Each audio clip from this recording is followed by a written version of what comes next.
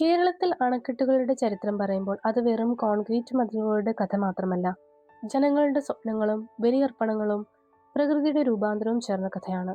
മഴക്കാലത്ത് കരിമേഘങ്ങൾ നിറഞ്ഞ ആകാശവും വയലുകൾ നിറഞ്ഞൊഴുകുന്ന വെള്ളവും വേനൽക്കാലത്ത് പൊള്ളുന്ന ചൂടും, ഈ വൈരുദ്ധ്യങ്ങളെയാണ് അണക്കെട്ടുകൾ നിയന്ത്രിക്കാൻ ശ്രമിച്ചത്. 20-ാം നൂറ്റാണ്ടിന്റെ മധ്യത്തോടെ കേരളം വൈദ്യുതിയുടെ കുറവും കൃഷിക്കാവശ്യമായ ജലക്ഷാമവും വെള്ളപ്പൊക്ക ഭീഷണിയും നേരിട്ടു. വ്യവസായ വികസനം, ഗ്രാമീണ വൈദ്യുതി വിതരണ പദ്ധതി, കാർഷിക വിപുലീകരണം, എല്ലാവർക്കും അടിസ്ഥാന സൗകര്യം ആവശ്യമുണ്ടായിരുന്നു. ഇതിന് പരിഹാരമായി വലിയ ജലസംഭരണികൾ നിർമ്മിച്ച് വൈദ്യുതി ഉൽപ്പാദിപ്പിക്കാനും ജലസേചനത്തിനും തീരുമാനിച്ചു.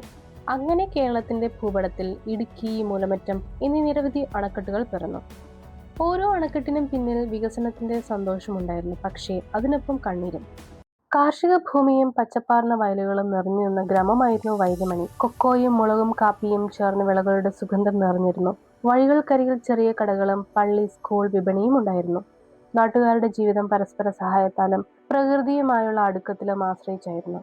1974 ഇടുക്കി അണക്കെട്ടിന്റെ റിസർവോയർ നിറയ്ക്കുമ്പോൾ 2000-ലധികം കുടുംബങ്ങൾ അടങ്ങുന്ന വൈരിമണി ഗ്രാമം വെള്ളത്തിനടിയിലായി. കുടിയൊഴിക്കപ്പെട്ടവർക്ക് 3 ഏക്കറോളം വീതം ഭൂമി നൽകിക്കൊണ്ട് വണ്ണപ്പുറം, ചേലച്ചുവട, കോർത്തോസ്, മഞ്ചപ്ര, ചാലക്കുടി തുടങ്ങിയ സ്ഥലങ്ങളിലേക്ക് പുനഃസ്ഥാപിച്ചു. തലമുറകളായി പണിത വീടുകളും ആരാധനാലയങ്ങളും വിദ്യാഭ്യാസ സ്ഥാപനങ്ങളും എല്ലാം പെരിയാറിന്റെ ജലത്തിൽ മുങ്ങിപ്പോയി. തുടർ വർഷങ്ങളിൽ മഞ്ഞുകാലത്ത് ജലനിരപ്പ് 14% മുതൽ 15% വരെ കുറഞ്ഞാൽ പഴയ പള്ളിയുടെ ചുമർഭാഗങ്ങൾ, സ്കൂളിന്റെ നിലപ്പാടുകൾ, കല്ലുകൊണ്ട് നിർമ്മിച്ച പഴയ റോഡ്, മാർക്കറ്റ്, ഇടവഴികൾ എന്നിവ ഇടയ്ക്കിടെ വെള്ളത്തിന് മുകളിലേക്ക് തെളിഞ്ഞു കാണാറുണ്ട്. ഇന്നത് നഷ്ടപ്പെട്ട ഒരു ലോകത്തിന്റെ മൗനസാക്ഷികളായി നിലകൊള്ളുന്നു. ഇടുക്കി അണക്കെട്ടിന്റെ ചരിത്രത്തിൽ ഒരിക്കലും മറക്കാനാവാത്തൊരു അധ്യായമായി. കേരളത്തിലെ ബാണാസുര സാഗർ ഡാം കുറ്റ്യാടി ഓഗ്മെന്റേഷൻ സ്കീമിന്റെ ഭാഗമായാണ് നിർമ്മിച്ചത്. അതിൽ പ്രധാന അണക്കെട്ടും നിരവധി സാഡിൽ ഡാമുകളും ഉൾപ്പെടുന്നു. കക്കയം ജലവൈദ്യുത പദ്ധതി വർദ്ധിപ്പിക്കുന്നതിനും ജലസേചനവും കുടിവെള്ളവും നൽകുന്നതിനുമായാണ് അണക്കെട്ട് നിർമ്മിച്ചത്. അണക്കെട്ടിന്റെ നിർമ്മാണം ചില ഗ്രാമങ്ങൾ വെള്ളത്തിനടിയിലാവുന്നതിനും റിസർവോയറിനുള്ളിൽ ദ്വീപുകൾ രൂപപ്പെടുന്നതിനും കാരണമായി.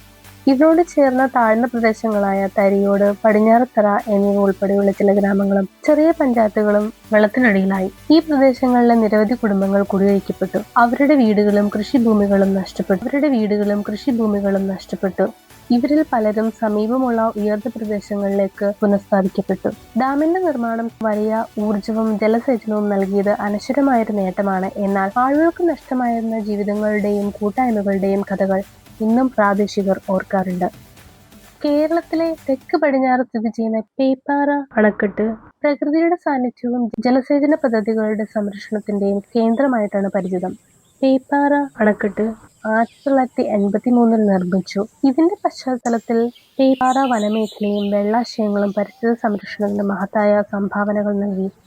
എങ്കിലും പേപ്പാറ നിർമ്മാണവുമായി ബന്ധപ്പെട്ട് സമീപത്തെ തുമ്പിക്കാണി കാണി ട്രൈബൽ സമുദായങ്ങൾക്ക് വലിയ നഷ്ടങ്ങൾ ഉണ്ടായതായി ഗവേഷണങ്ങൾ തെളിയിച്ചിരിക്കുന്നു. ഈ സമുദായങ്ങൾ പേപ്പാറയിൽ നിന്ന് ആയിരക്കണക്കിന് വർഷങ്ങളായി ജീവിതം നയിച്ചവരാണ്. അവർക്ക് പരമ്പരാഗതമായി ഉപയോഗിച്ചിരുന്ന കൃഷിഭൂമികളും വനഭൂമികളും പേപ്പാറ അണക്കെട്ടിന്റെ ജലനിരപ്പിൽ മുങ്ങിപ്പോയി. ഇതോടെ ഈ സമൂഹങ്ങളുടെ ഭൂമിനിരപ്പുകളും ജീവിതശൈലികളും മൂല്യവത്തായ പ്രകൃതി സമ്പത്തുകളും നഷ്ടമായി. പേപ്പാറ വികസന പദ്ധതിയുടെ ഭാഗമായി നടത്തിയ പുനഃസ്ഥാപന ശ്രമങ്ങൾ ഏറെ ബുദ്ധിമുട്ടുകളും സാമൂഹിക സാംസ്കാരിക പ്രത്യാഘാതങ്ങളും സൃഷ്ടിച്ചു.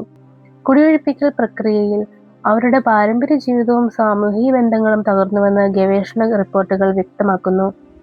ഈ സമുദായങ്ങളുടെ സാംസ്കാരിക ഐഡന്റിറ്റിയും ജീവിത രീതിയും വലിയ വെല്ലുവിളികൾ നേരിട്ടു.